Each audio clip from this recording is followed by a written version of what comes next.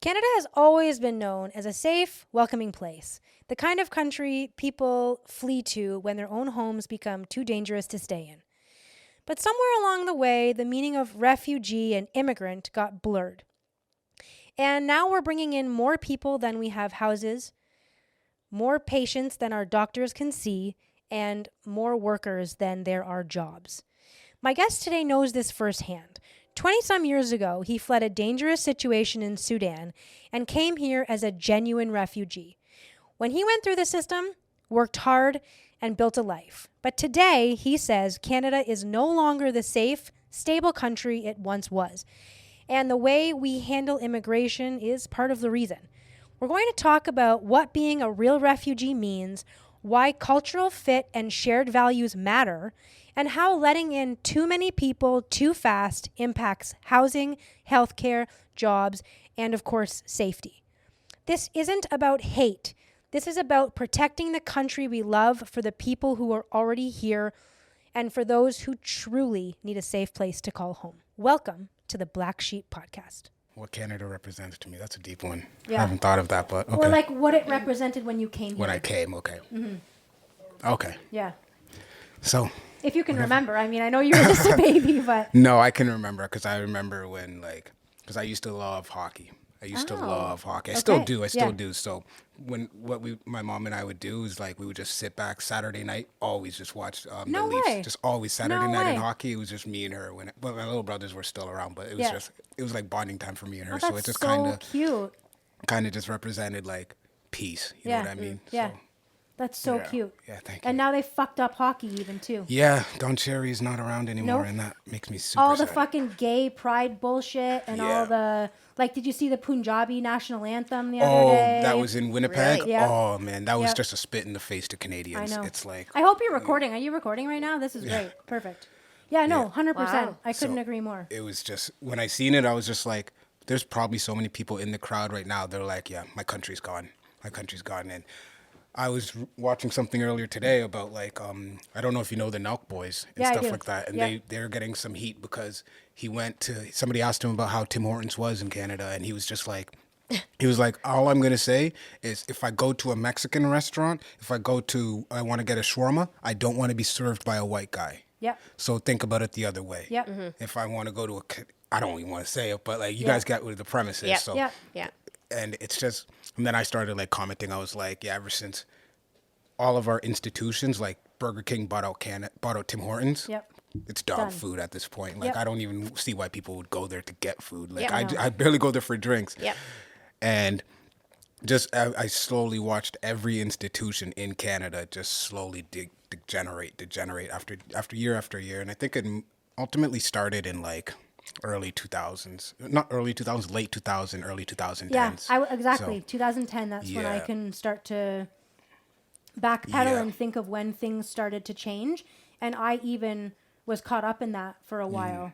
And then slowly started to see how big of an impact it was making. Mm-hmm. And then the shift was pretty quick. And then COVID really just blew it all up. Exactly. I think it was more about when Trudeau finally got in, because I was even tricked into being a liberal. Yep. When I was just getting out of high school is when I was able to vote. So that was he got in 2015. 16, so that's when I graduated. Yep. And I was like, he was gonna legalize weed. Yeah. Oh my God! You got my vote.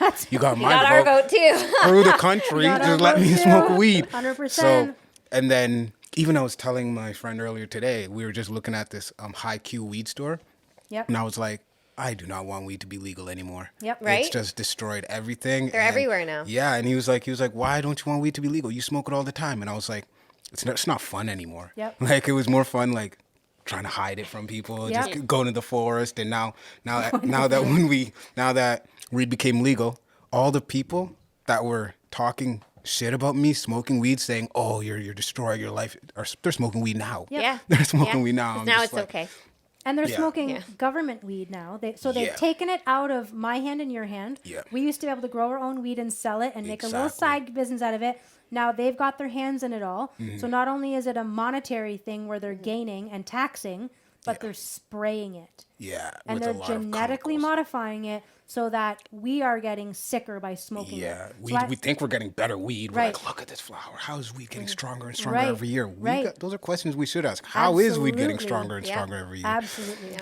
And when it did, started like, when it was like more into, how am I going to phrase this? They said, they tricked us into not only saying it was going to be legal, they said that like all the tax money that we're going to use from weed, we're going to put it back into the streets. We're going to try to stop the Oh, that's homelessness. right. We're going to That was actually part of the use the campaign. taxes for Yep. other things. Shit got worse. Yeah. Worse. Shit got worse. So I'm like, where is this money going to? And then I figure out we got a little trust fund for Ukraine and then a trust fund for Gaza. And I'm just like, oh. And their green slush fund just for themselves, not to Yeah. mention all of those other things that you mentioned, of course, but they're pocketing the money. Exactly. And so it's just all these kickbacks. Because remember how they said that like only a certain number of people can hold marijuana card licenses? Yes. It was like, and who do you think got them? they're buddies. Rich corporate guys, Yup, not they're you and buddies. me. No. I know a friend of mine personally Yeah. whose husband is a very high-end business guy. Trojan Technologies in London, you know that, Okay, yeah, that place? yep. He's a big wig up there. He had 5 of his friends. They all applied for the license with the understanding that if one of them got it, they would open a store together and they would Okay. split on it. So of course they get the license. They don't even smoke weed. They have no Yeah. interest in weed. They just have interest in the profits. They just have interest in Yeah. the profits. And it's just, it's like where this country's really gone. It's just at this point, it's just going to be the oligarchs Yep. versus the young. They're trying to destroy the middle class. And how do you destroy the middle class? Tax them for going into the forest. Tax them into like just doing things that are Yep. normal. So are you referring to Nova Scotia right I'm now? referring to Nova Yeah, Scotia. okay. So, So our That's last surreal. episode that we just recorded Yeah. is on is about that. About the that. climate Yeah. lockdowns Yeah. and Yeah. and that'll be coming Yeah. here soon. Yep. That'll be because there's some fires up in Kawartha Lakes right now. Yep. And once that starts spreading like crazy, yeah. you'll catch me in the forest just jet skiing and having the time of my life. Well, you're welcome to come here and go yeah. in our forest illegally whenever you want to. Okay, well, camping trips for days Yep. then. Yep. Yep. Okay. So do you think that you can give us a intro on, like we talked about, your Sudan to Yeah. Canada story? Yeah. And why you left, why your mom left, Mm-hmm. and what Canada represented to your mom and you back then 25 years ago. All right, so starting from the beginning, well, after like the war broke out, the war has been going on throughout the 90s. It's actually still going on now. Like Sudan has never seen peace. So Sorry, what- can I just interrupt you? Can you tell the listeners why? Do you have any background on why there's been constant wars in Sudan? So basically, the initial war was between the North Sudanese and the South Sudanese, and the North Sudanese was mostly Muslim, and the South Sudanese were all Christians. And you know how that plays out with a Okay. country. So then the Muslims started sending all the whatever their army really was to try to just genocide against the Sudanese Christians down there. So everybody got displaced. And so they had a referendum in 2011, so that's when like Sudan actually broke apart and became its own country. But going back to what was happening with my mom, like she had like six brothers, 1 sister, and then her mom and dad, and then they ended up getting called up to war, right, fighting for the SPLA army. I don't know if you know the president. His name was Jean Grang. Okay. He was actually, I would say, assassinated in a helicopter crash. Because he was Oh. flying to Uganda to have like diplomatic talks, and then apparently the helicopter likes to touch mountains. So, and so Hey, then, interesting. well, that happened like when we were in Canada, but Okay. she escaped Sudan to go to Ethiopia and just try to find a refugee camp. She didn't really want a refugee camp; she just wanted her life over, because she was just like that. There's nothing more for me. So then she ended up meeting my pops in the refugee camp at Sudan, and then obviously fell in love, and then we know how the birds and bees work.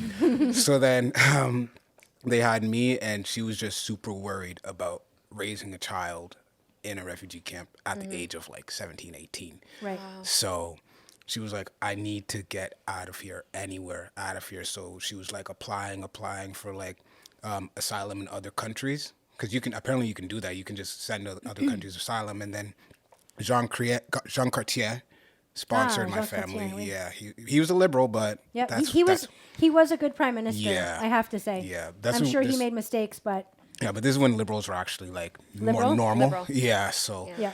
then they sponsored my family to come here, and it was very sad when she was telling me because she was like, yeah, like they just put a list on a tree, and then everybody gathered around that tree to see if their name was on that list. Really? So Wow. like a lot of her friends didn't make it at that time, so that's why like we were like the first wave of Sudanese, and that's why my other friends over here they came like 2005, 2006, just like early 2000s. So then, once we got here, we first lived in St. John's, Newfoundland. Oh, okay. So we stayed there for 8 months. She had my other younger brother there, and then she went to Calgary, and then we lived in Red Deer for like another year or something like that, and then that's when like my mom and dad like had a little bit of like falling out and stuff like that. I guess it was white women. So Oh, interesting. I'm not gonna lie, because yeah, Okay. he's married to some white girl right now. So Okay. but and then so she was just really fed up with him, and then she just kind of like picked us up and then took us to London. She didn't even know we were coming to London. She just got on a Greyhound and just said go. Oh, wow. And then the last stop was London, and then she I guess she knew a couple other like older Sudanese people here to kind of like help take her in, but she was really struggling because she couldn't speak English. She told me this one story. She was like, your dad was gone, and it was just me, you, and my other little brother, and he would be like crying for milk, and like apparently I was like a stone cold baby, like I didn't even cry, like I was just like just chilling, and so she would like go like knock on people's doors asking for milk, but she can't fucking speak English, so she's just kind of like showing a crying baby, looking at them, being like, you know what I mean? Yeah. Mothers kind of can get what Absolutely. they're talking Yeah. about. So then she was like, yeah, he's not really doing much for us here. He's just kind of carried away with the Canadian lifestyle. Then brought us here. And then once we came here, London just became home. And I've left since. Like, I've lived in Hamilton. But once we came here, it kind of showed to me the compassion that Canadians really have. When people were saying Canadians are really the nicest people, back then they really were. Now Canadians are just fed up.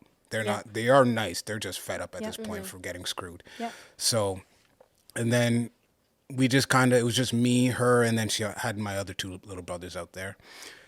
And then, so she was just like, it was just like a lot of family bonding time. Like she didn't really let me go out much as a kid. Like she would like helicopter parent. Like I wasn't. I Protecting. didn't even like. I would always ask her, "Let me just go outside. Let me go. I want to play with my friends. I want to go bike." She's like, "No." She was just scared because she was telling me that the world is dangerous. And I was like, "Ugh, it's not dangerous. We're in Canada. Like this is safe. This is safe." But then she was like, she would always tell me, it's always, I know it's safe, but don't forget, this isn't our country. We're guests in this country. So just kind of like figure it out, because we're going to go back to South Sudan. We're going to go back once there's some peace. The peace just never ended. So that, because like after like they even broke up the tribes, not like they broke up North and South, now there's infighting in the Sudanese tribes. Like the South Sudanese, there's like multiple different tribes everywhere. And they all just don't really like each other. Like just maybe the way they look, some practices some people have, and a lot of that, some of it actually is bleeding here. Where like she would always tell me like, don't hang around these certain Sudanese people, don't hang around those certain Sudanese people, and I'd just be like, hey, it's okay for me to hang around these people, because we're both in a country where we're safe, and at the end of the day, it's us versus them now. Like, we can't be us versus each other, Right. because we will just like nothing will Yeah. happen. And she ended up making quite a few points, because like a lot of the times that like I would hang around other Sudanese people, some of them, the only people that did like respect me, not respect, but like showed more compassion and care for me, were the ones that were from the same tribe as me. So like she got like a bunch of other Dinka to come down, and Dinka is the name of the tribe. Okay. So then like, Thank you for clarifying. yeah. So then when they would come down, she would always like, because I needed some people to be around. So then she let me hang around them all the time. But she was just super protective, very. And then like, I think it was like, I was like 12 years old. I ran away because I was like, I can't keep doing this. I feel like I'm a prisoner in my own house. And just like 12-year-old kids rebel. They always rebel. So she didn't quite know how to handle it, because she's still young. She's still in like Right. early 20s and still trying to figure Wow. out, and being a mother to like the oldest child is always the hardest. It's always the hardest. So I felt like she wanted, because like when my dad wasn't there, he was still in Calgary. She was pressure. I had to be not only like a son, I had to be a father figure to my little brothers, and I had to be like a husband. yeah, basically. Yeah. And I'm just like, I can't keep doing this. But then like high school started rolling around, and I started realizing not the differences between people, but like how cold the world can really be. Right. And so then I started like smoking weed to like try to escape, and it just was super hard because like I didn't feel like I was getting a lot of support from her, even though she really was supporting me. The support was there. I just didn't feel it because like I didn't really ever get to really do what I want to do until my little brothers got older, and then I was like, okay, what am I gonna do? I studied psychology at Redeemer University. Wasn't a great idea because it was away from home, and then I was like, oh, I need to go back home. But it was really sad because like she really wanted me to go to Western. I didn't have the grades to go to Western. Western is like, it's insane to get in there, but now like anybody can get in there. Yeah. I've seen some of these people like they're like homecomings, and I'm like, these are our future doctors and lawyers. Why are they chugging beer out of a freaking shoe right now? This was insane. True. Fair. So But fair. yeah, but what Canada really meant to me at the time was just security, safety, and like freedom. Freedom. It was just like true north, strong and free. That Right. really resonated with me. So, Wow. and then yeah, that's the story of my life. And then I ended up studying. After I came back to London, I ended up studying journalism at Fanshawe. Okay. It was actually, this is such a funny story. I was trying to be a radio host. So Okay. I applied to the wrong course. I wanted to go to Fanshawe Radio because my mom said, when I went to school for psychology, I was like, oh, I want to be a psychiatrist. You can't do that. I want to be this. You can't do that. You can't do that. Once I told her I wanted to be a radio host, she was like, you can do that. And I was like, finally. So then I applied, and then I go to class the first day, and we're in a classroom, and I'm looking around, and I'm like, where's the studio? What's going on? And I asked the person beside me, I'm like, are we gonna ever like have radio classes? And they're like, nah, this is journalism. I'm like, Oh no. no. So then I was like, whatever, let me just try it. Fell in love with it in the first week. And so wow. then Oh, it was meant to be. exactly, it was like sometimes the road just kind of opens the Yeah. doors for you, and even if it's so unexpected. So then once I started doing the journalism, I was like getting awards, doing like crazy good stories, just covering almost anything. But you have to choose what you really want to get into because journalism is a broad Absolutely. subject. So you have to try to get into a niche situation. So that's why I kind of started focusing on immigration, because I started noticing people are getting passes for just getting here, for doing the same thing that my mom tried so hard to get me to do. Because when she was applying for citizenship, I wouldn't say they were like degrading her or anything, but they made her like study all these tests Yes. and do all this. She had to go in front of a crown and then Yes. like recite the Charter of Freedom. Like they would ask her like quiz questions like who's the like prime minister of Right, Canada and right. stuff like that. And I'm just looking at her like just a young 10-year-old. I'm like, this is insane. All this just to become a citizen. This is hard work. Started getting older, and then I'm just like, oh, they're just handing them out like candy now. Like, what is this? So anybody can just come here and just claim asylum, even though you come from a country that's not even going through war or going through anything. A lot of these students still come here and they'll be like, okay, now that I've graduated studying abroad, who's gonna give me a job? Imagine we did that in like Paris. If I went to school in Paris and they give me my diploma, I'm like, all right, who's gonna hire me? They'll be like, get your ass back to Canada. Yeah. Like, what are you doing here? Right. So then that's when I started seeing videos of like people just all this crazy entitlement, and it's like they don't owe you anything. They saved us, but they don't owe us anything. At the end of the day, we owe them. And we got to just try our best to keep this country sovereign and just sane, just like keep it normal so that we don't fall and start looking like China or start looking like freaking Russia or start any of these communist countries. Or even like how our prime minister, that guy is Gaddafi's son, not Gaddafi. Who's the Cuban guy? Castro. Castro. Yep. Everyone keeps saying he's his son. And I'm like, 100%. I've seen a lot of Jerry Springer, okay? You are the Well, father. if you know anything about Margaret Trudeau, Oh, yeah. I She was think kind of... she's like a sex kitten. She was like a honeypot. yeah, So I very think- promiscuous. Right. Yeah. But do you know what a honeypot is? Kind of, but... It's like where, okay, let's say I'm trying to get, let's say you're a man of stature, Okay. okay? And I need to get something on you or I need to get close to you.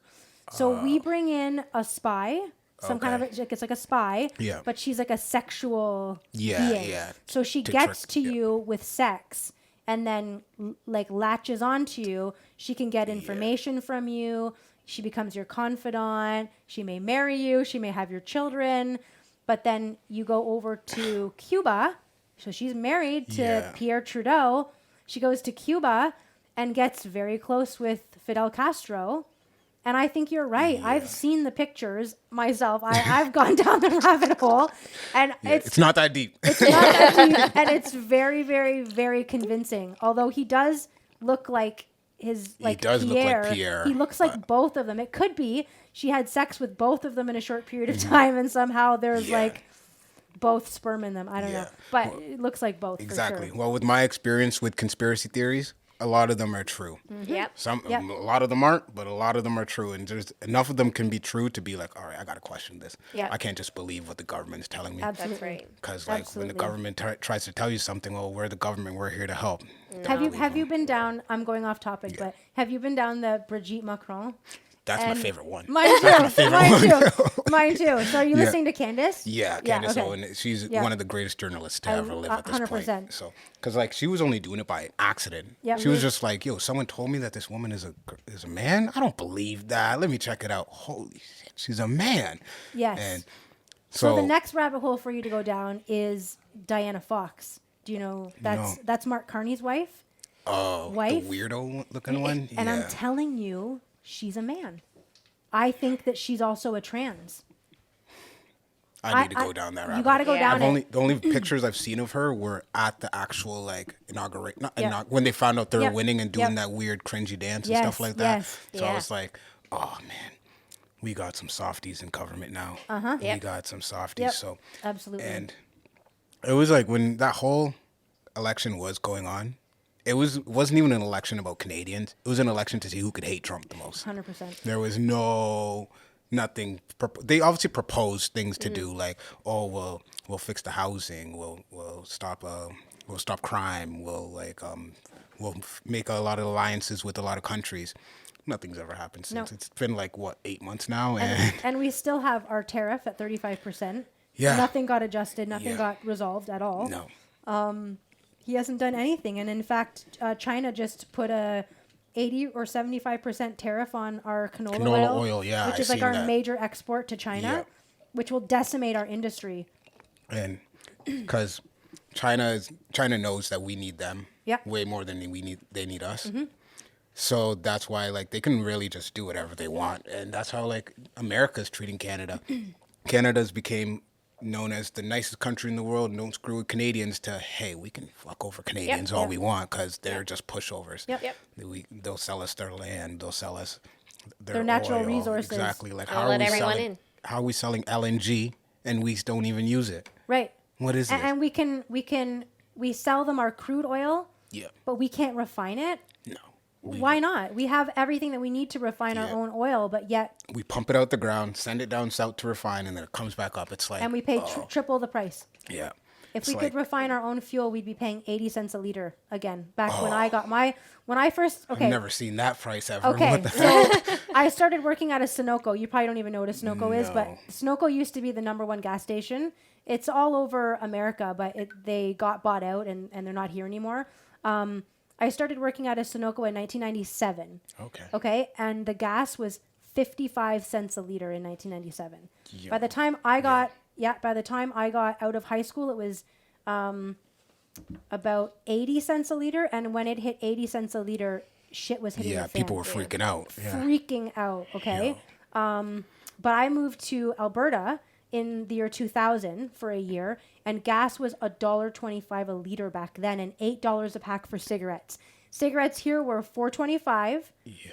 and so to move out there, it was like, oh my God, like this is crazy. And they were the ones that were pumping the oil. Yeah. Exactly. So it was crazy to me back then that the province that they're getting the oil from, the prices was Yeah. so much more than it was here. Yeah. But Yeah. I think Alberta's eventually going to succeed and just leave. yeah, Because, like, we're not doing anything for Alberta. No. And they contribute probably the most Absolutely to they do. our Yep. to our Yep, they do. GDP. Absolutely. And Yep. it's like, absolutely.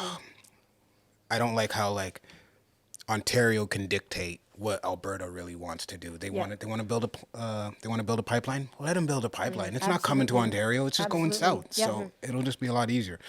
But yeah, no, just the degradation of Canadians just makes me feel bad for Canadians that are really trying their hardest, Yeah. have been working forever, Yeah. and just to see all these free handouts being given.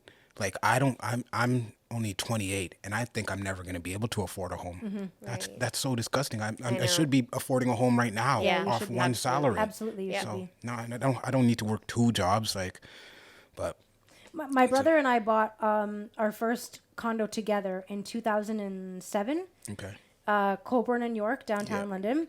We paid $155,000 for a 2-bedroom, 2-bath condo. okay, The condo fees at the time were, I think, $350 a month, and our mortgage maybe was $700 or $800 a month. So it was just around $1,000, give or take, plus hydro, $500 a person, give or take. Yeah. It was manageable. anybody could really afford that. Anybody could, and Yeah. that's the beauty of what it was like. Is there was properties for people like us that were starting Mm-hmm. out. There could be semi-detached in White Oaks.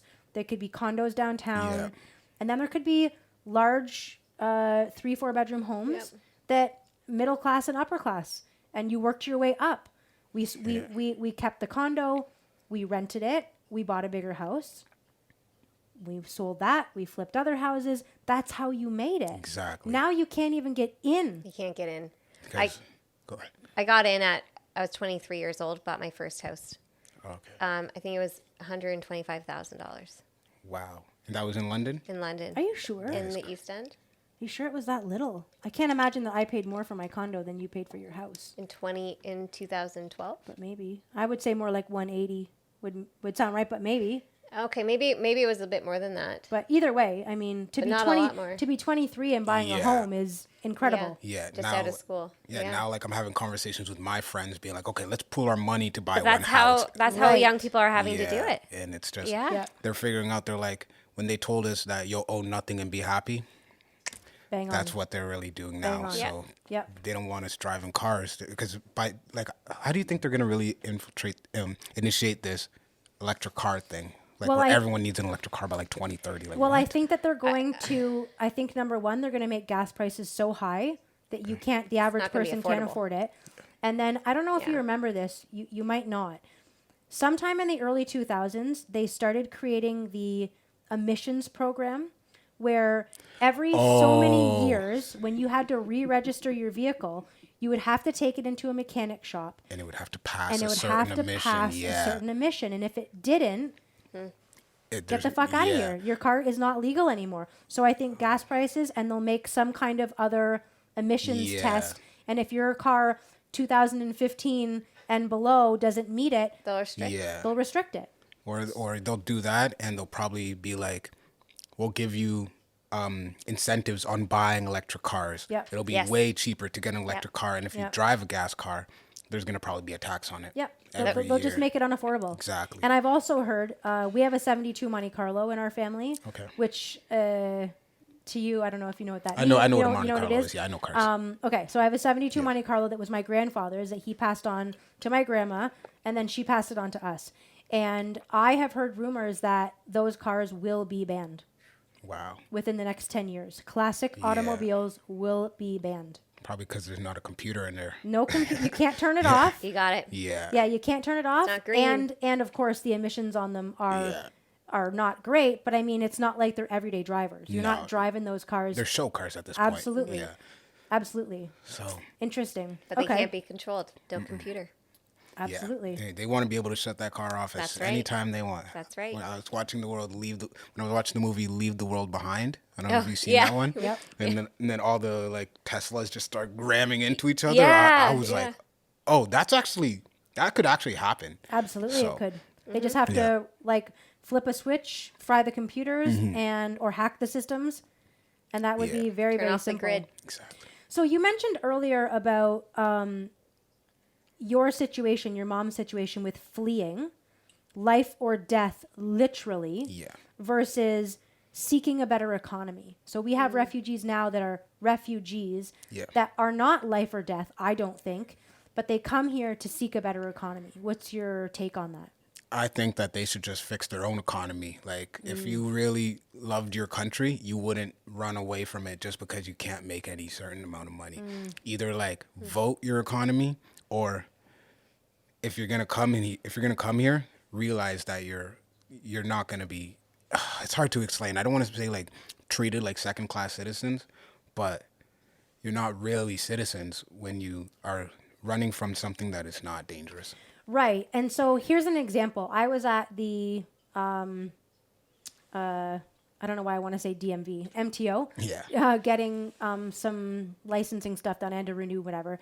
And there was an Indian lady in front of me, and she would be. I'm assuming I'm gonna make a guess. I don't believe she was a citizen. I'm pretty sure because I used to work in that area, Yeah. so I'm listening. I'm eavesdropping while I'm waiting in line. I'm assuming she's a permanent resident, okay, Yeah. or on a visa. And she had her mother with her who was like 80. And the lady was helping her to get the mother her health card. Okay. And so that's what I see that is troubling for me is that you're here as on a visa or possibly a residency, and now you're able to bring your mom and your dad Chain migration. and they yeah. all come and like you're 80, you haven't paid into fuck all. You're not going to pay into fuck Yeah, all. you're just gonna send your remittance out. So they come here, they get free health care, they get their monthly payment of welfare, or whatever their check is, or whatever you want to call it now. Okay. And then what they do is they fucking send the money back home. Exactly, the remittances. Yes. Canada was the one country in the world that had like $4 billion in remittances. That could sustain our economy Absolutely. itself. And Wow. I'm okay if you're gonna come in here, just make sure you assimilate. Make sure you realize, because like they're gonna come through and bring their culture here. Yeah. Right. And if you don't come to a country and assimilate to that culture, that country's culture is going to be destroyed. And I've done like not tests, but like I've asked like random people. I'll be like, "What's Canadian? What's a Canadian?" And they can't tell me. Right. Like, because you can tell me what a Spanish person is. You can tell me what a Japanese person is. You can tell me what a Russian is, but you can't tell me what a Canadian is. Right. You're like, "Oh, it's just a multicultural country." It's like there is a core group of people that love Canada. A lot of these people don't love Canada. They love the idea of it. They think Canada is an ideology instead of a country. Right. And so Right. once you try to change that ideology, here comes Sharia law. And Oh, okay. Wow, Okay, that's so so- interesting. An ideology. So instead of let's get culture. into faith and culture, piggybacking on what you Yeah. just said. Why do you believe, and maybe you don't, so maybe you don't believe this, but do you believe that Christian immigrants adapt easier to this country than Muslims? Yes. Can you tell Yes. me why? Why? Because Muslims, it depends on what type of Muslim, but a lot of them do come from the Sharia law part of the world. The Christians, because like Canada was built on Judeo-Christian values. Canada was built on like the Catholic Church. Like Yeah. we had, even though like there is a lot of controversy behind this, like the schools and stuff like that, but a lot of Christian countries, they believe in the Bible. They believe in like right and wrong. They believe in free will. They don't believe in forcing Right. a religion on you. Muslims don't believe in that. They believe everybody should become Muslim, and they will try their hardest. They will go to the ends of earth to turn the whole world Muslim. So if you're going to try to clash two religions in one country, you're just going to have segregation again, because this has been going on for thousands of years. When did you think it was going to be fixed? Yeah. When you were mentioning that, that was that really struck a chord because the fight back home between Was the Muslims and exact Christians, same. and we're experiencing that in the Catholic school board system, where there's a lot of Muslims coming over and going into the Catholic school system that aren't practicing Catholicism. Exactly. And they are honoring that for them. So there's already a divide happening in the school systems. And it's being also encouraged. Like they're wanting the teachers to not have to be actively. What was it? The lady that I was mentioning to you, excuse me, in our previous conversation at the school board meeting, she wanted the teachers to not have to be Catholic. At a Catholic school. At a Catholic school, Wow. Yeah. Imagine doing that at a Muslim school. Imagine. right? Right. It can't go. Imagine. Right. It can't Yeah, go. you'll be vice versa. hanging off from a bridge at the end of the day. Yeah. One of my first experiences with a Muslim was in about 2011. I mean, I've had experiences with, there's been Yeah. Muslims here for a long time. Yeah. But my first business interaction, I used to be in real estate. And I had a house. And a Muslim guy came to look at it. He would not speak to me. And I couldn't. I know, yeah. I couldn't fucking believe it. Yeah. I was just so dumbfounded by the fact that he had to speak to another guy, and that guy would relay to me. He wouldn't look at me. Wouldn't even shake your hand. No. Would not nothing, shake my yeah. hand. Nothing. And I was just like, I was too tolerant, because if that had have happened now, Yeah. I would have you're waved not- him you're not off and I selling would the have said, house. see you later. Exactly. Back then I was too nice and I didn't quite understand what was going on. But I would have no tolerance for that now. Exactly. And like with a lot of the Muslims too, I feel like the reason why the Canadian government is pandering to them, because I just actually found out that they count PRs, non-citizens, and like anybody in the census. Right. And the census is coming up in 2031. Oh, interesting. And it's going to be a voter base. Oh, Because interesting. like Yeah. the way they figure out ridings is like how many people live in that certain area, so they can make a new riding.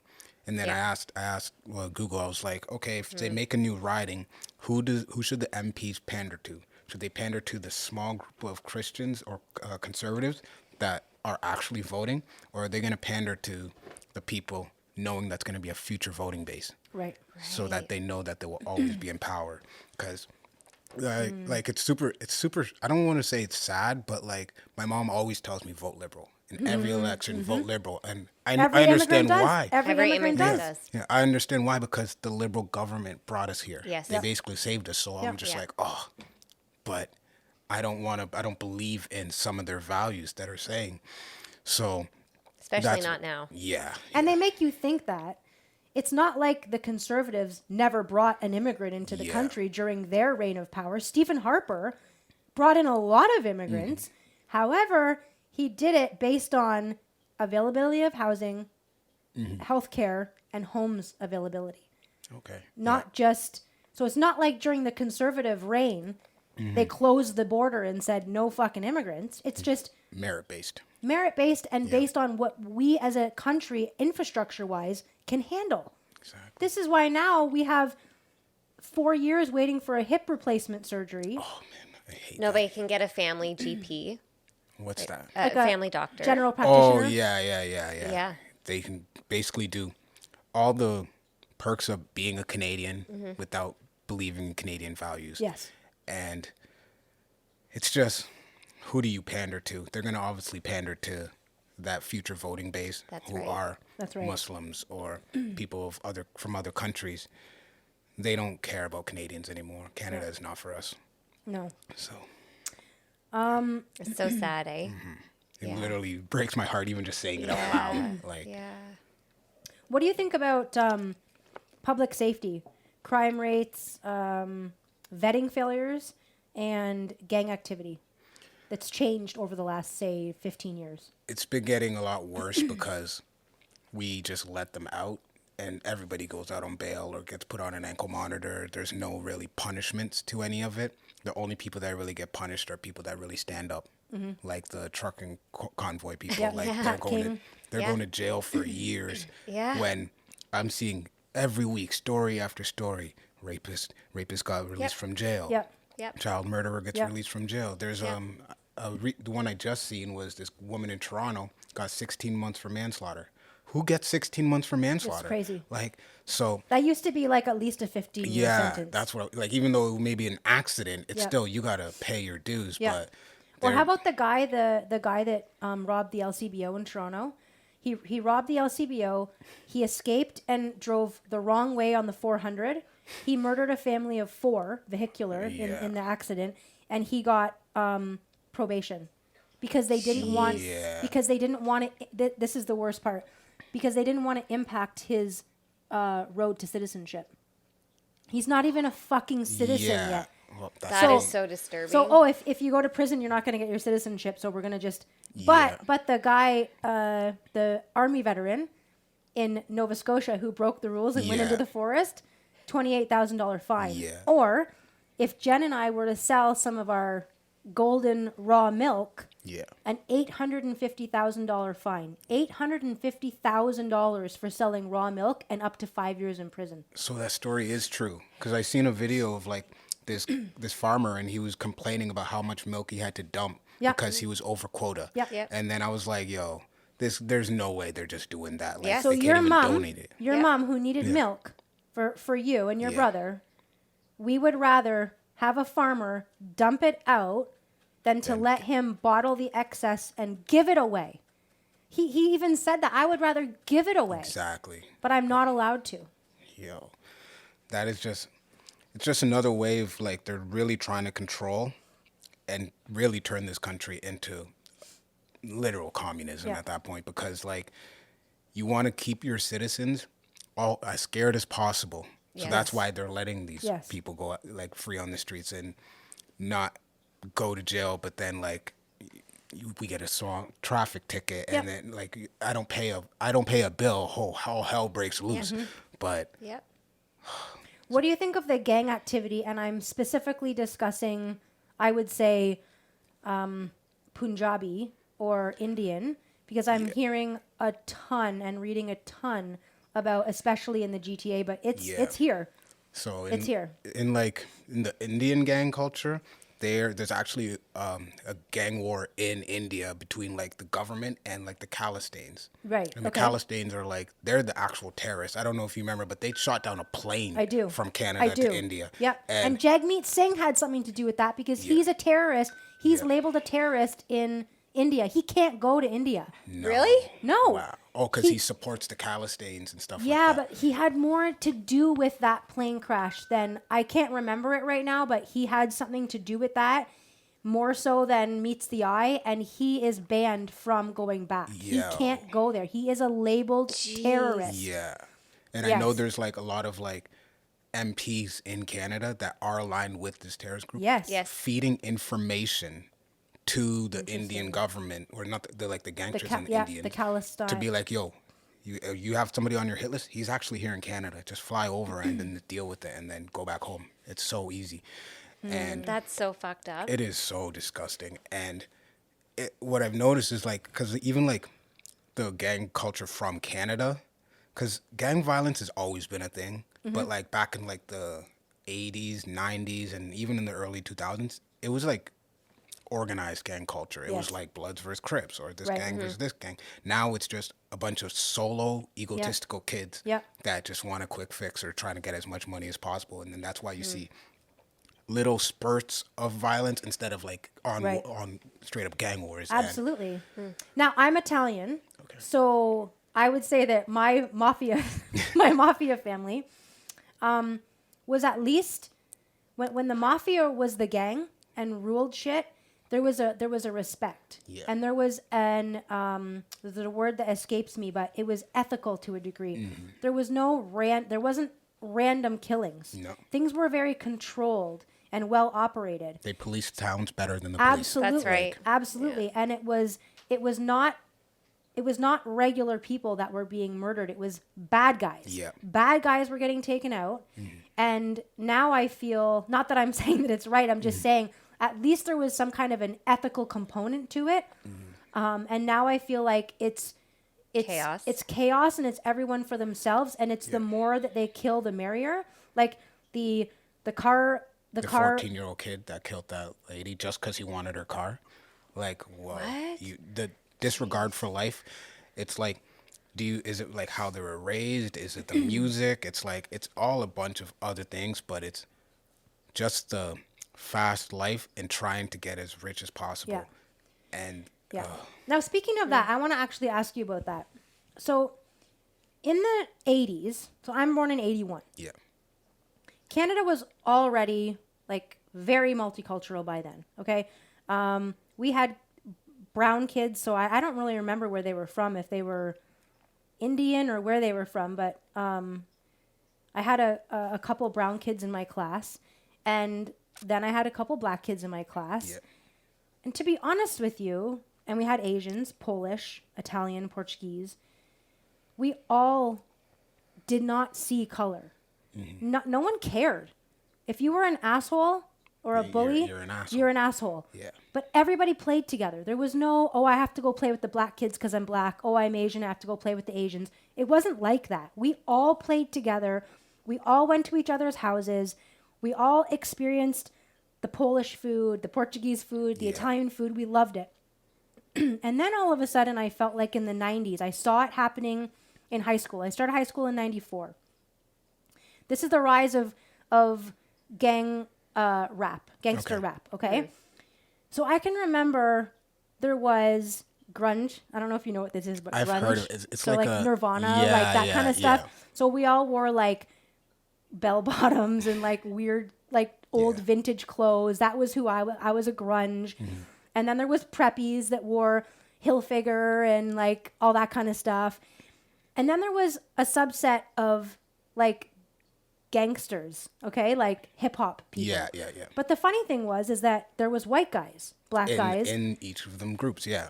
right? So I remember in the hip hop group, for example, there was Spanish guys and girls, there was black guys and girls, and there were the white guys that wanted to be like but they were cool. They could rap. They all played at the assemblies together. They all sang together, whatever. And everybody was still cool. It didn't matter what you were.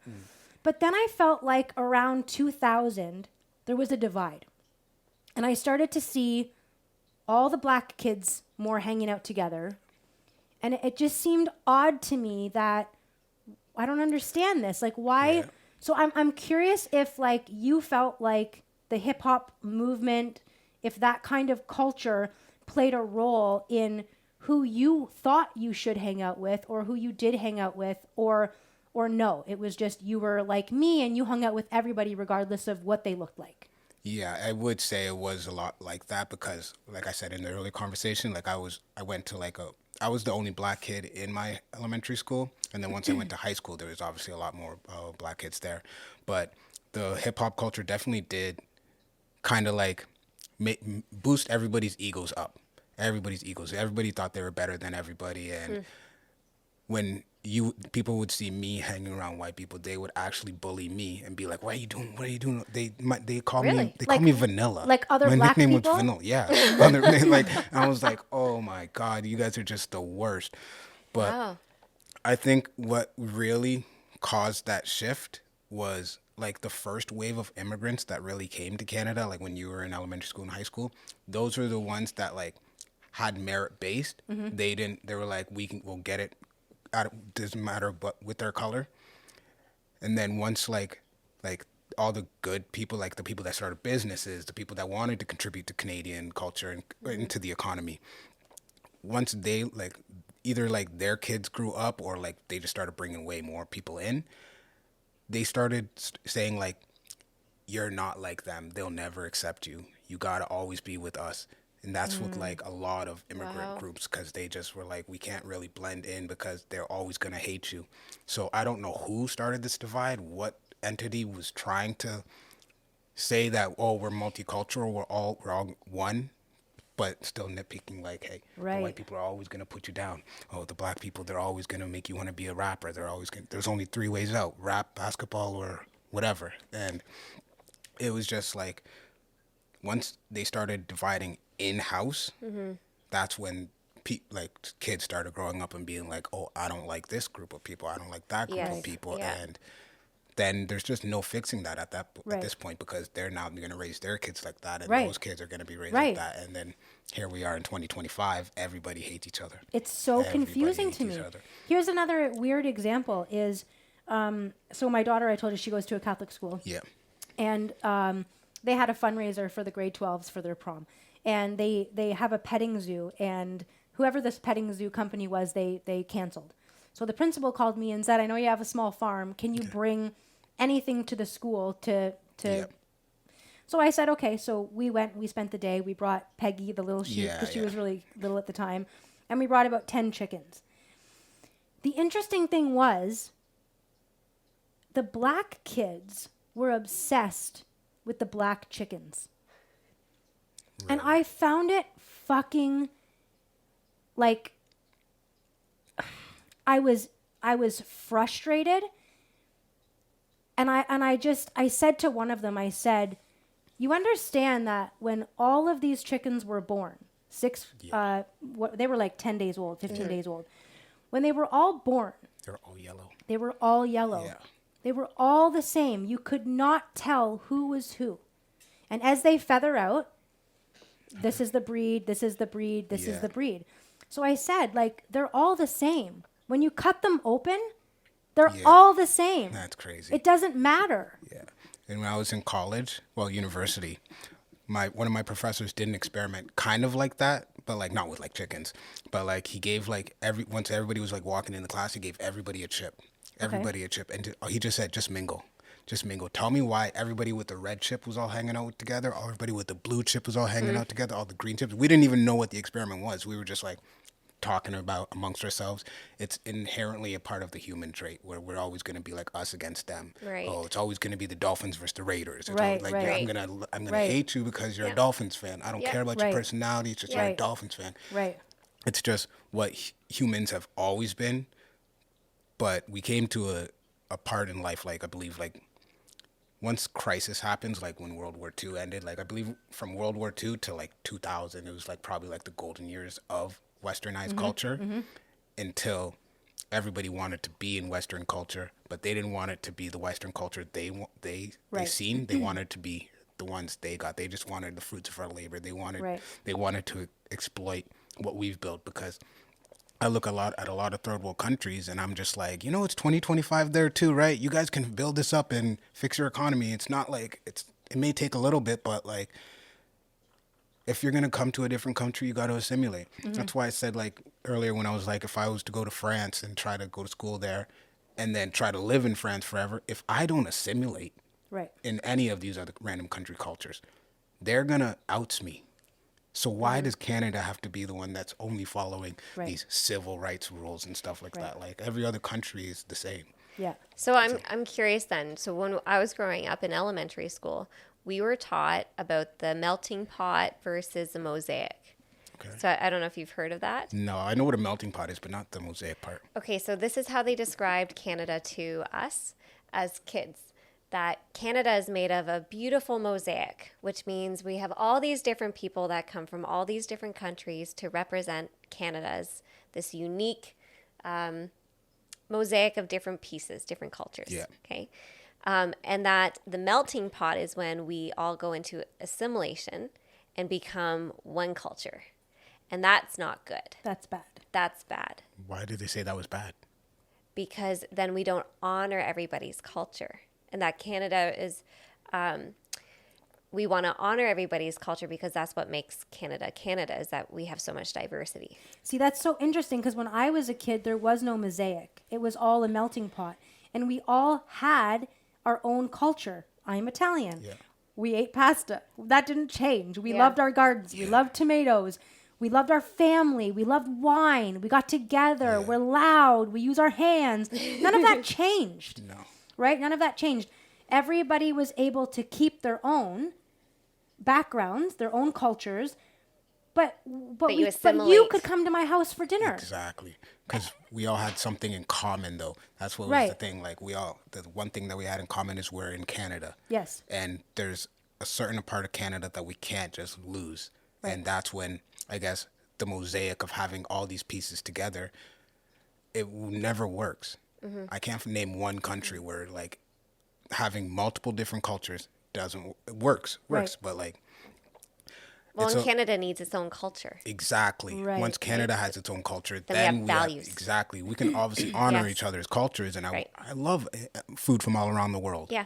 But I don't love every ideology from around the world. Right. Right. So if Right. you can respect my beliefs and what I believe the system is built on, just read the Charter of Rights of Freedom. I guarantee you, a lot of these countries don't Yeah. believe in a lot of those Yeah. those lists.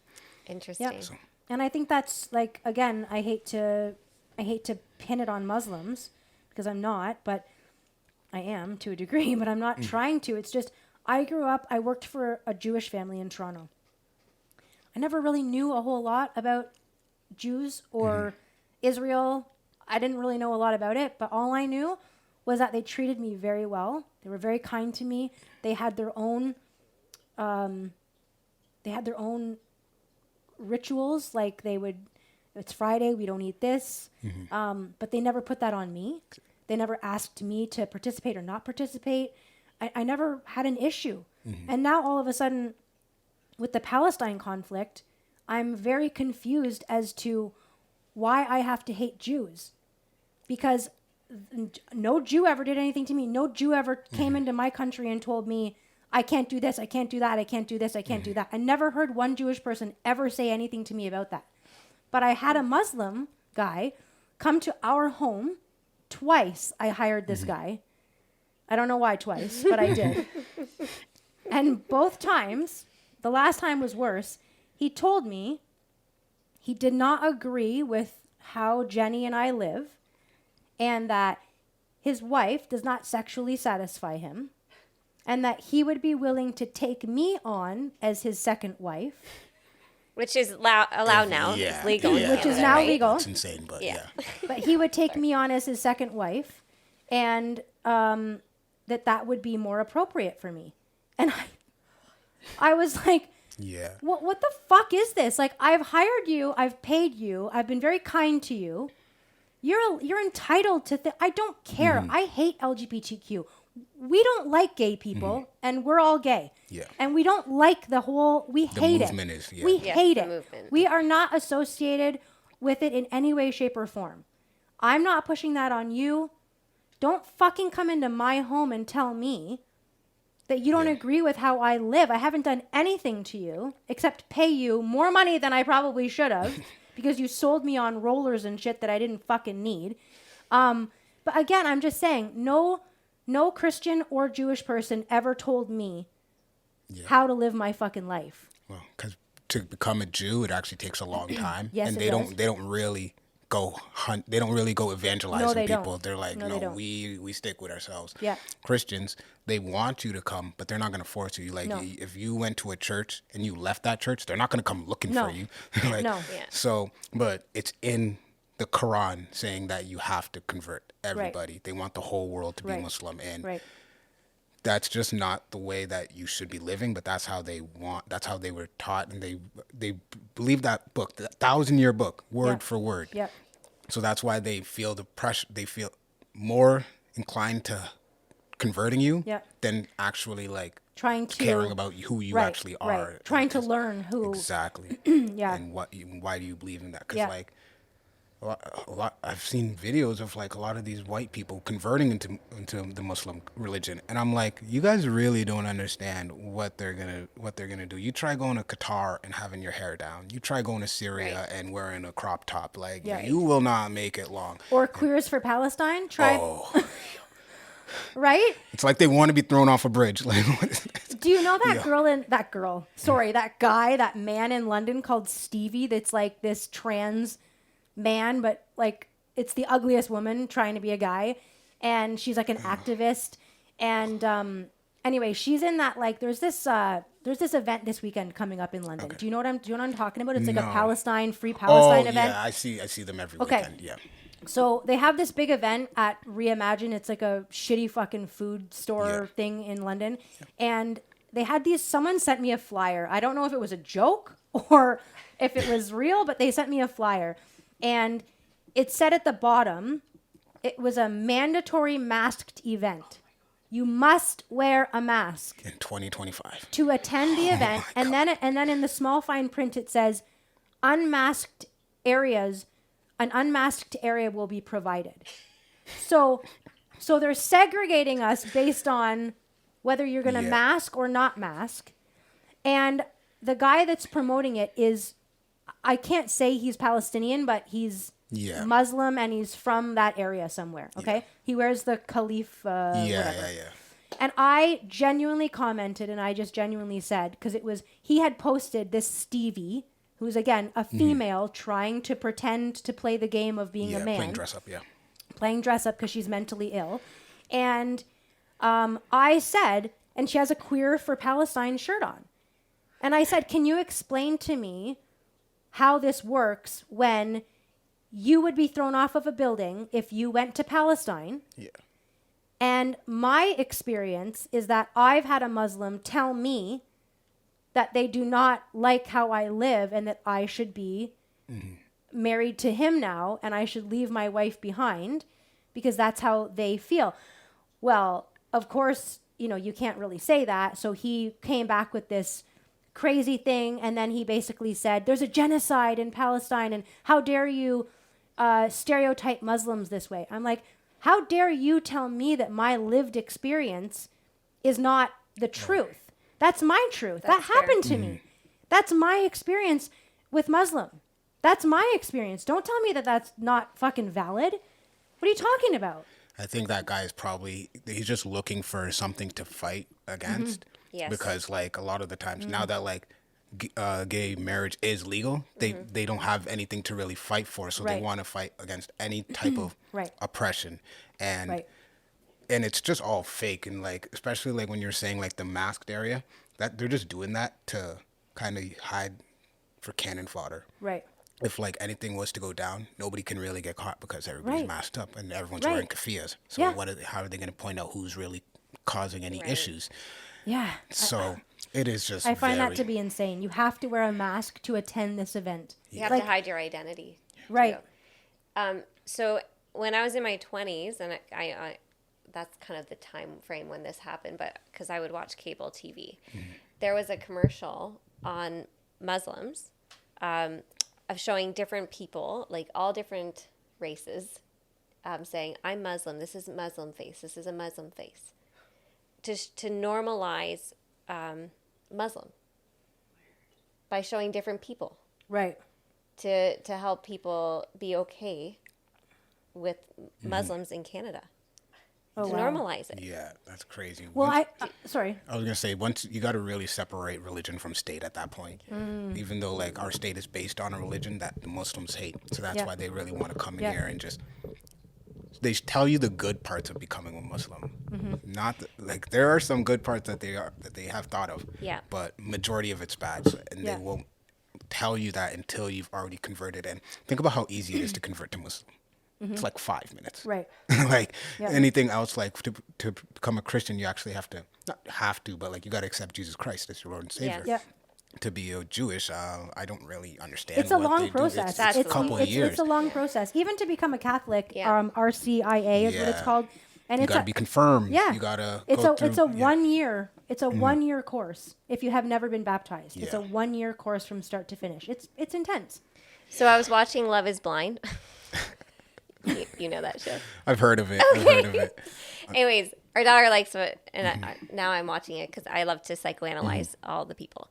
Anyways, there's a girl on there that's Muslim, and so they did like it was quite a long segment on her family, and showing all like the beautiful qualities of Muslim and how they're just normal everyday people, and they just love family and they're kind, and that's But you can't touch, but you can't Yeah. kiss, but you can't touch me, but you can't say Yeah. I love you, but you can't show them how you feel about me. well, that was the one part in there that she was upset because she had to pay for something. She had to pay for dinner, and that wouldn't be acceptable No. in her culture.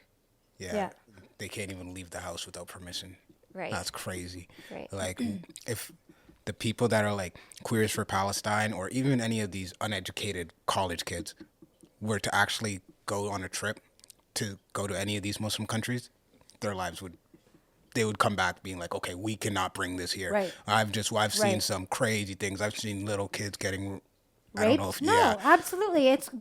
bachi boys. yeah. So it's like we gotta separate state from religion, but like separating state from religion, we don't want to live in a godless country. Right. Right. And Which is what they're trying to do. Exactly. So, because Do you know about that? Yeah.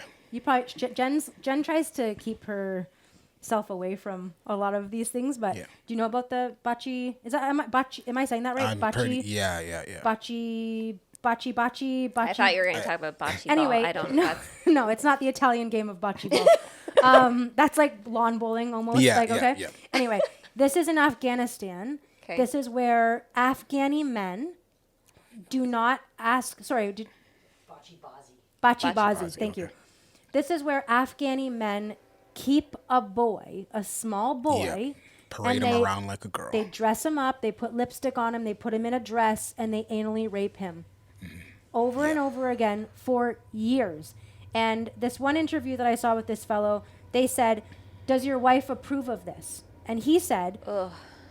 "In Afghanistan, we don't care what our wives think. We don't ask them for their permission. But I'm an educated man. So I would first ask my wife if she was okay with it. But even if she wasn't, it wouldn't change. yeah. It wouldn't change what I do. They don't really gotta say. No. So this is where Oh in my the gosh. Afghani war, this is where the soldiers were. Our Canadian soldiers Canadian had soldiers. to watch this and not say a word about Yep. it because they're too busy fighting Al Qaeda or whatever it is. Yep. They're like, hey, just let them. And the people that were parading these kids out were a part of our, like, who we were yeah, helping. Who we were because helping. they were helping us take down Osama bin Laden, whoever they were trying to take down. Yeah, but like, we had to accept that just to be able to, like, lose your morals. Like, Yep. that's basically Lose your selling morals. your Yeah, soul. Lose absolutely. your morals And just then- for an idea. And then these are who we're bringing in. Yeah. This is what we're bringing in. So this is where I wanted to say to you about, right? Makes me sick. Mm-hmm. It's examples of good integration versus cultural refusal.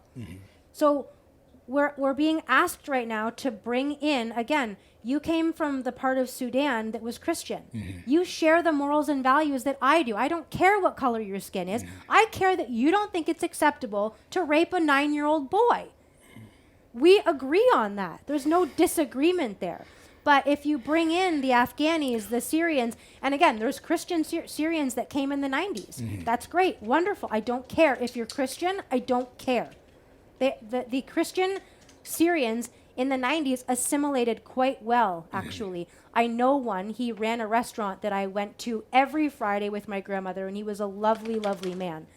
But that was the values that we shared versus these differences in our cultures. It's very disturbing to me that Yeah. no one else seems to mind Exactly. or And- see what this is going to bring. And I don't know if you've seen the UK or Germany or any of Absolutely. those countries right now. That's what they really want. Yep. They really want to just.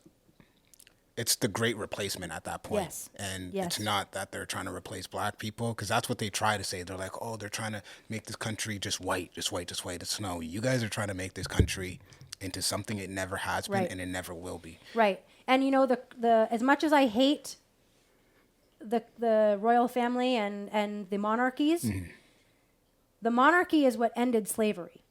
Okay? And there was more white people that have been killed fighting for Slavery. slavery or fighting against slavery. There's been black people in the UK since like the 1700s, if not earlier Yeah. than that. And black people were an integral and normal part of British society. And so they're acting like we need black people in the UK. There's always been black Yeah. people in Yeah. the UK. Always. Yeah. It's not like it's a new thing and there's no black people. Sure. Yeah. Of course it's Great Britain. They're white. So it's not like there's going to be like 1-to-1 black and white, but there's always been black people. And like it's like even in like old movies and like British TV shows, there's always black people there. Absolutely. It's just the ones that they're bringing in now don't really even care Yeah. about their culture. they're more angry about what Britain has done to them Yeah. hundreds of years ago. Yeah. And if you're going to blame a group of people for something that happened hundreds of years ago, Yeah. I might as well blame you for the murder that happened in Detroit. Right. Why? Just because you look like him. Right. That's like... Right. And not to mention, I hate to get into slavery, but I mean, I will. From what I understand, black Africans of higher economic standing are the ones who That's sold. sold Yep. black people. Yep. And then, of course, yes, once the slave trade begins, then, of course, if you sell black people to a rich white guy in Great Britain, he may sell, that may have started. Yeah. But it wasn't like a white guy got on a Yeah. boat and drove it to Africa and stole black people. Yeah. You can't even catch them. What are you talking about? What's going on here? How did they... You didn't like just collect them. No, someone was like, hey, guys, come here. I Yes. got something for you. See that boat? Yes. Let's go on a cruise. Like, what? It No. was the higher economic Yeah. standing of status people that lured or captured or whatever the lower economic black people, Africans, and sold them. Exactly. And like it pains me because my family fought to end slavery. Most Canadian families did. Yeah. That's where the Underground Railroad stopped. Yes, Right in Sarnia. absolutely. And so that bothers me immensely when someone looks at me and says I have white privilege or my family, I should pay reparations for something that my family did. My family didn't do that. Yeah, what? Shouldn't I get reparations for all of my ancestors that died trying to Exactly. save black people? And like, how far back are you going to even want to talk? Because like at the end of the Absolutely. day, like if you could ask your own people, like right now, in the world, there's more slaves than there ever been. Yes. There's ever Absolutely. been. A lot of them are sex slaves, and Yep. there's a slave trade in Libya right now where they're parading people. It's on YouTube. Yeah. On YouTube, where Yeah. they're Wow. like, yo, okay, who wants this one? Who wants? And it's just black Yep. people selling black people. Yep. And Holy shit. Yep. with like the whole white privilege, it's just a coping mechanism Mm-hmm. because they don't understand that there's also black privilege. But whenever somebody asks you that, just be like, what is something that you can do what I can do that you can't do? That's right. They can't answer it. Absolutely. They can't answer Yeah. it. They'll be like, oh no, we can do the exact same. And then just get your shit together. Yep. Get your shit together and Yep. stop blaming your shortcomings on race. Absolutely. Yeah, it's not because oh, you're black and you didn't have the opportunities. Oh, what are you gonna do? Oh, we need to build more community centers. We need to build more just things geared towards black people. Like when I was saying, like how they lowered the standards into getting into like Yeah. like Ivy League schools. That's right. Why would you do that? You're just subjecting yourself to the same shit. Yeah. So then like even when I like look at like HBCU schools, like historically black colleges, Yep. they are fighting for segregated dorms. They're like, we need a black dorm and we need a Yes. white That's dorm. so Yes. It's like, crazy. wait, we're going Yes. backwards here now? Yes. What the heck Yeah. is this? Did you see the video of I think it was what's the famous college in California? Starts with a B. University of California, Berkeley. Berkeley. Yeah. They had opened up a black only study area. Okay, so it was like a regular study area, Yeah. and then they renamed it or reallocated it, and there was white people in there, and the black people kicked them out. Like it was like a huge scene. Yeah. Get the fuck out of here! This is. It was like. We're We fought to Yeah, end this. we're going Like, backwards. what are you guys doing here? Like, I don't understand it. It's the entitlement. It's the entitlement that they feel like we can treat white people any way we want. Right. Because of how they've treated us. And it's like, you guys got to understand.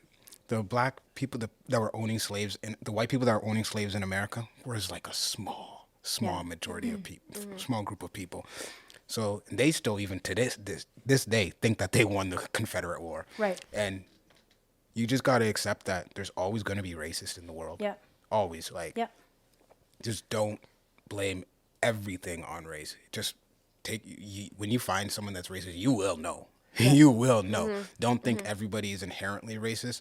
And that's where it starts to get to like a point where white people, like especially a lot of white liberals, are trying to cope with some guilt that they feel like Right. they're feeling like, That's oh, right. I feel like I have to pander to these people. I feel Yeah. like, oh, I have to help them Yeah. because who else is going to help them? Yep. You're basically subliminally saying that you are superior to them. Yep.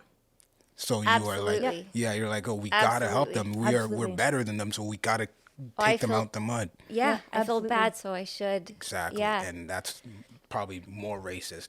Like, I would rather have a racist tell me they are the racist, because Right. then we will just laugh Right. together. Right. But like, if I don't know your intentions, Right.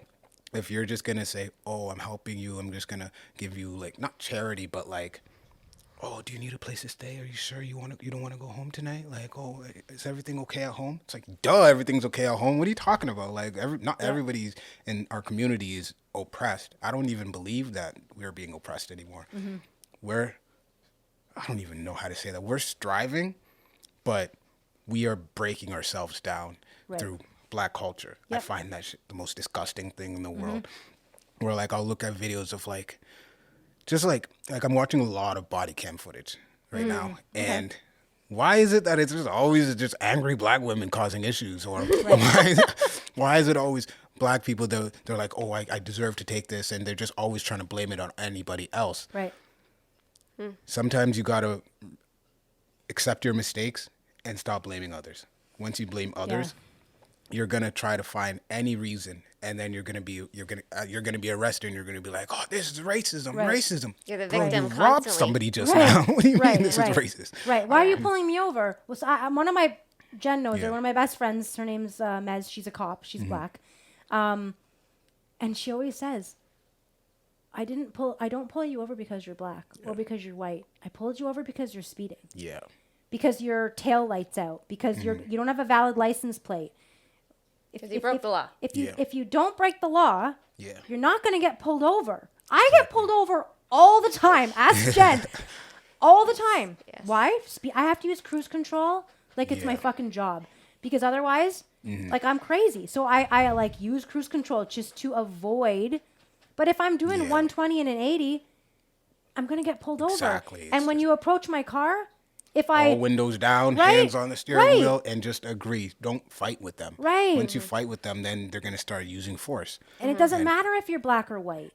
If you're ignorant to the police officer, they're going to get their back up. Yeah. And you know what? She was on the case of, I don't know if you remember this, but it was a couple years ago now, but there was a beautiful man that was first fucking day on the job alone. And he approached a vehicle that was in the ditch, and he went to help them. And they pulled a fucking gun on him and shot him. Do you know what I'm talking yeah, about? I know that So she story. was the lead on that. Yeah. And I mean, why do you think that cops are afraid when they come to a scene, whether whoever is black, white, native, it doesn't matter. Yeah. Because that shit happens. Exactly. Because all the time, and they all have the to be time. prepared for it. They All have to the be. They have time. one of the. I think they have the harder jobs than soldiers. Absolutely. Because, like, a cop will have to deal with all of this chaos and still have to go home that day and kiss his kids. Yeah. Yeah. Soldiers, they don't go home that day. Right. They deal with it once they get back. But Right. if you have to do this day in Yes. and day out for however long until Yes. you retire, you're gonna be fucked up, and you're gonna be always on edge. Yeah. Yep. And just agree with cops and just don't break the law. Don't break the law. That's all it really is. It's not that hard. Yeah. But yeah, Yeah. Interesting. I got a lot of like. Can I just go back to the whole slavery thing for a sec? So my grandfather was a slave in Canada. He was Japanese. They were taken to the Oh internment yeah, camps. years ago. Yeah. Decades ago actually. Yeah, so my grandparents were they were both raised in the internment camps out in BC.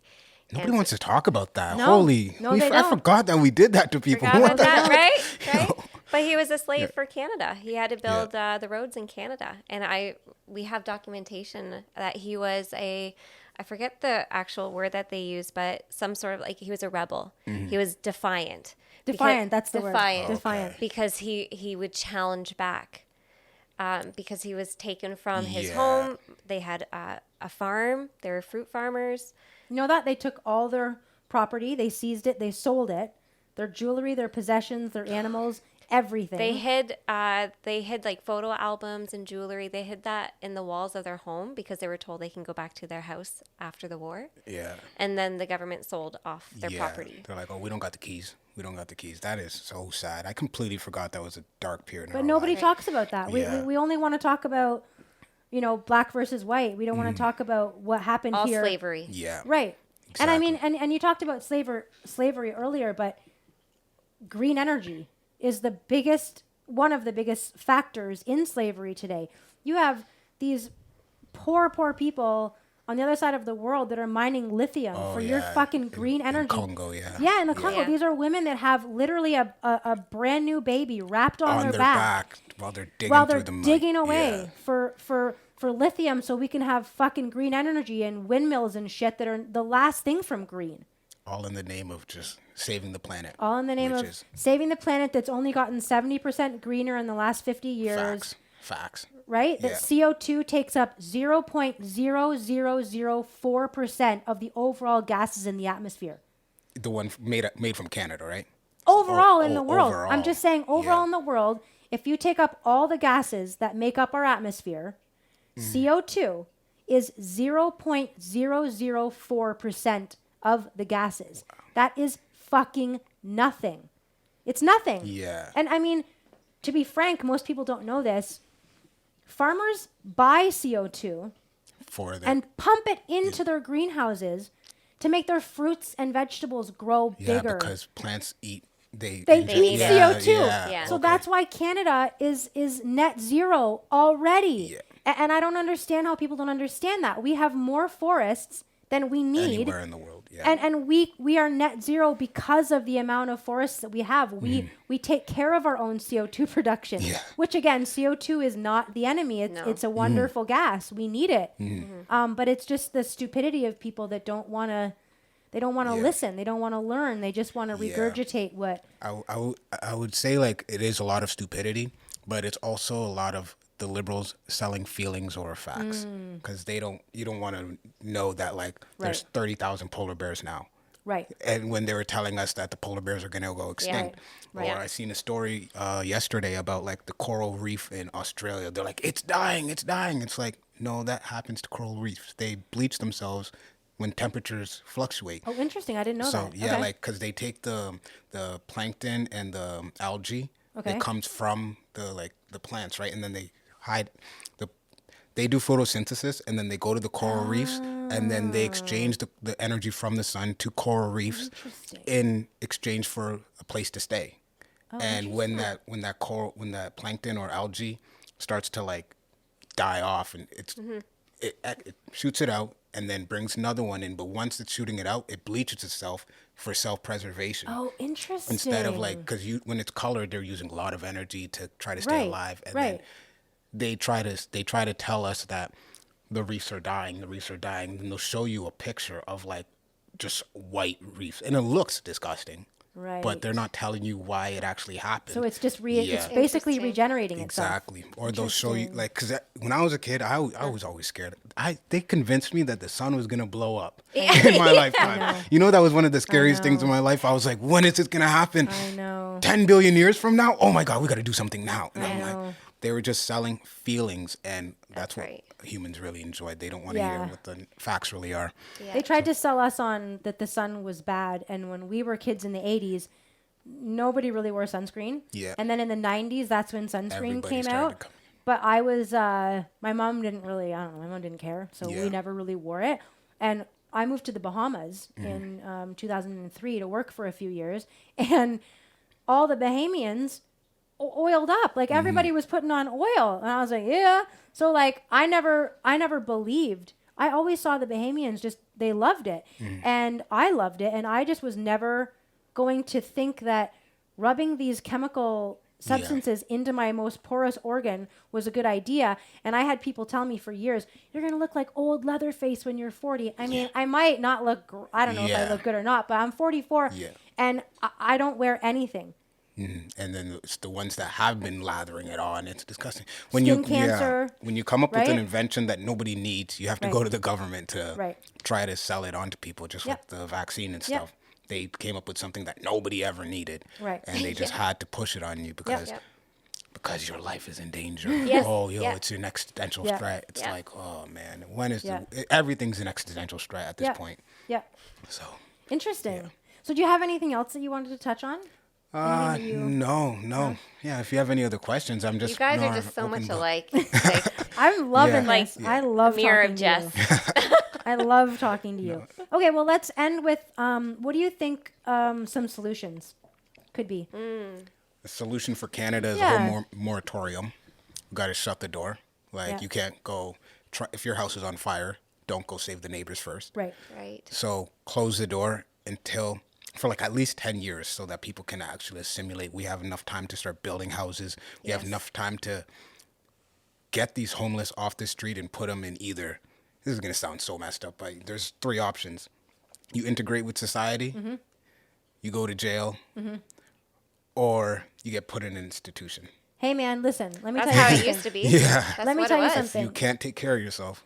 We Yeah. will. Do you know the area of Highbury and Dundas? Yeah. Okay. I know very well. So you know the LPH? Do you know what Yeah, that means? yeah, Okay. yeah. So my dad worked there. So when I grew up as a little kid, we were there all the time. Okay. That was a psychiatric I know. institution. My high school was across the street from there. I went to John Paul. Right. Okay. Yeah. Okay. Yeah. You went to my high school. I No forgot. way. Yeah. We talked about Oh, that yeah, before. yeah. Yeah. I said, go look at my picture on the wall. Yeah. Anyway, so when they closed that down, I remember my dad just being beside himself because where were all these people going to go? And the idea was that we would put them out into society. And I remember my dad talking about it extensively. Just these people, he sees them all the time. They're not meant to be. Yeah. Like, they can't take care of themselves. Like I'm sorry, but I'm not sorry, but I'm not independent. sorry. Yeah. Yeah, because this is at safety of a risk to the rest of society. Yeah. These people Well, and to need themselves. help. Yes. They need help. Yes. This is not the right thing to do to put them out on the street and say, fend for yourself, and here's some, what do you call it? The supplement, the income supplement. Welfare. It's not welfare. It's like ODS, ODSP. ODSP. Yeah. Put them on ODSP, disability. Don't forget legalized drugs. Yes, of course. So they can, oh man, Right, but you're right. build some safe injection sites. Right. When London did that, I was like, Yeah. oh man, you guys I are just know. making Section 8 beside I of know. a preschool. I know. Come on. And you've seen like Adelaide and Dundas at the Infotech building now, what that looks like. Yeah, I don't know if you know the buildings on Lyle Street. Oh, yeah. King Street. I absolutely do. Those Yep. high-rise buildings. Yep. I used to live there when it was, Brand new. brand new. So Yep. luxury living. Yep. And I would look out and I would watch those people OD all day, and Oh, then they started like coming into the building, and then Like to live or just like they just were like just squat, to get away. Okay. like squat in Yep. the building, like Okay. so. And then I'm thinking, I'm like, whose idea was it to build a beautiful high rise around Yep. a soup kitchen? Yep. Inherently, and then they're all just sleeping in tents, and then just I was scared to just walk to the variety store because like I'm not like I'm not like a pussy or anything. I'm not scared of that. I'm just scared of like what if this guy starts running at me and he has a needle? 100%. Like What if I you could- just step on a needle? Exactly. There's a lot of you wore your unpredictability. little Yeah. you wore your little Nike sandals Yeah. here. Yeah. Like those aren't going to protect you if you Nope. puncture it with a needle. Nope.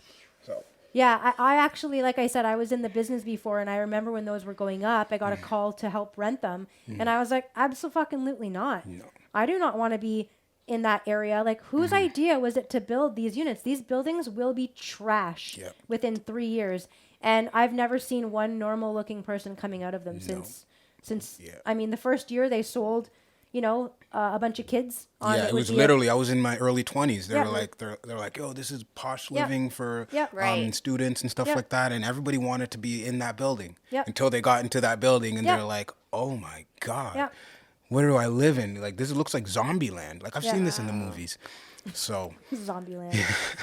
Yeah, no, it's true. So like a solution would be like fix that. Like don't give them homes. Mm-hmm. Like because you're gonna give them homes, they're not gonna care for them. Yeah, like those homes will just be disgusting Yeah. within a couple months. So rehab. I mean, basically, Yeah. we need to help them. We need to help them get clean, not give them. Not on their own will. Like you gotta Yes. like literally. 100%. What is that when you what is it commit someone? Yeah, Yeah. you gotta commit all these people to get Form them them. out. Yeah. And then that's one way to solve the homeless problem. And then like the other problem is you gotta get this weird ideology in the Liberal Party where they're pandering to like a small group of people that will vote for them Yep. when the rest of the country doesn't care about this. And what about criminals? What do you think about the criminal? Like, how can we solve? What's your solution for the criminal issues? Remember Rudy Giuliani? Yes, I do. Yeah, his Yep. tactics were really good. Stop Yep. and frisk. I don't Yep. care what it is. And Yep. if you are not doing anything, then what's the point? Like Right. you're not gonna get like, yo, What do you have to check hide? me, check Yeah. me. Like I don't care. Yeah. Like so the criminals just build more jails. I don't know why they closed Kingston down. They closed one in Sarnia called Blue Water. And oh, here's a good one. If a kid commits a serious crime, charge them as an adult. Don't keep doing this. Absolutely. Oh, we need to Absolutely. hide their name because of the Yep. no. Put their face out Yep. there. Let them have some type of deterrent to be like, oh, if you commit murder Yep. at 14, Yep. you're You're going to tried as big an boy adult. jail. Absolutely. Like if you're big enough to kill somebody, you're big enough to deal with the charge Yeah. that way. Yeah. Yeah. So When I was little, you didn't fuck around because that was a thing. yeah, Because if you did, you would be tried as an adult. And you're right, that's not a thing anymore. This So- catch and release bail system has all of Yeah. these guys coming into this country. They just go from wherever they're from to here. They get in trouble. They do their 5 months. yeah. They go home. They come back. They go home. They come back. They bring in. Exactly. It's Yeah, it's because crazy. like even to this day, I know this is crazy to say. I know 10 people I can count on my hand right now that all have ankle monitors that should be in jail right now. Really? They should be in jail, but like Wow. apparently like I guess when COVID was going around, they didn't want to keep people in jail, Right. so they're They just let like them just all out. release them, just put them on an ankle monitor, and then you'll see videos of these people cutting their ankle monitors. That's a really big trend on TikTok. It's like Oh my Are you gosh. serious? yeah. That's something I've never seen. Yeah, Send me people- some of those. Yeah, I Send me will. I some of will. those It's videos. just there's a video of this guy. He's a rapper from Toronto. Okay. He went to Canada's Wonderland, did a vlog of him cutting it off and saying, "Screw it, I'm going to UK," and then he left after that.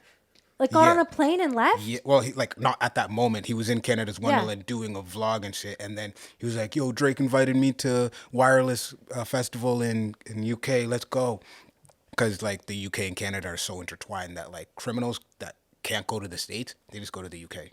They go to the UK to do their tours interesting. and stuff like that because you can't tour in America where that's where all the what do you call it, the money is. Right. There's no real like entertainment scene in Canada Right. except for like the movies in Vancouver Yeah, and right. like a little bit in Toronto. But yeah, I was watching them videos and I'm like, how is this guy just doing this on live? What is the chief of police saying? Yeah. Oh, But So you and me openly. but you and me, yeah, we're getting banned.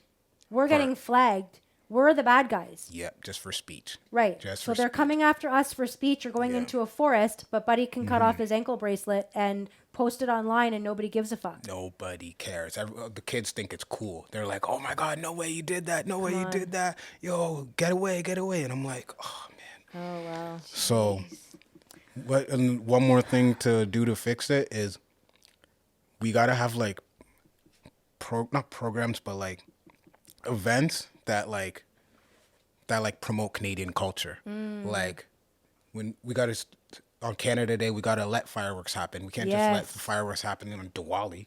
Right. I didn't even know what Diwali was Right. until they're like here randomly, Right. pow, pow, Yes, pow. they I'm like, can't- what's going you're on? What's going right. on? Oh, it's the Canceled Indians they just- canceled fireworks Canada all Day, yeah. over Canada Yeah. this year. Yeah. They really did. You're right. and just bring back like little things like there was like a little tour for Hockey Night in Canada that would go to I remember city to that. city that Yeah, would I just remember be that. like, and people would just there's not even play on anymore or like play on like floor Yeah, hockey yeah, and stuff. yeah. So just do whatever you can to like try to uplift Canadian culture and help the youth understand because they don't teach culture in the schools anymore. So school system gotta go.